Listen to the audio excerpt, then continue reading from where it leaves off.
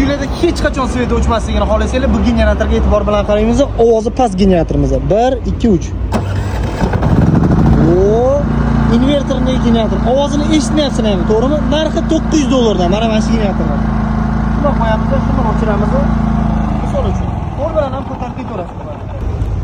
Bundan zo'r variant 5,5 kW bu bo'ladigan bo'lsa, bu 8,5 kW. Narxi $1900. Bitta sizlar bilan ishlatamiz buni. Wow, mazami. Bunda lekin pult yo'q, lekin 8,5 kW. Invertor. Bosing aka. 5,5 benzin, 8,5 benzin. Soatiga 5,5 mi? Rasxodi 0,7 litr soatiga benzin. Bunisiniki 1 litr soatiga benzin. Bu dizelli generatorimiz. Buni nima usturi tarafi bor deysizlarmi? Ichida averi bor. Aver degani nima degani? Svetlar o'chib qoladigan bo'lsa, u avtomat yondirib beradi. Agar svet keladigan bo'lsa, avtomat o'chirib qo'yadi generator.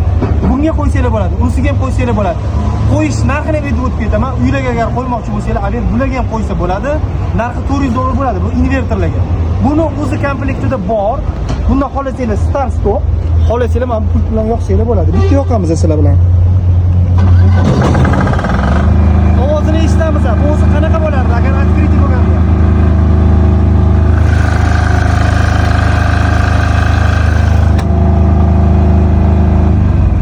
Bu ham 3 fazaga, ham 220 ga ishlaydi.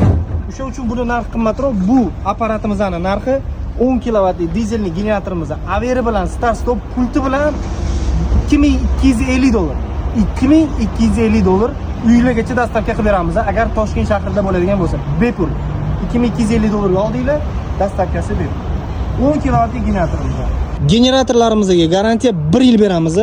1 kW dan 1000 kW gacha generatorlarimiz bor. Bemalol sovuqda ham agar mabodo svet o'chib qoladigan bo'lsa, do'konga bemalol kelaveringlar, hozircha bor.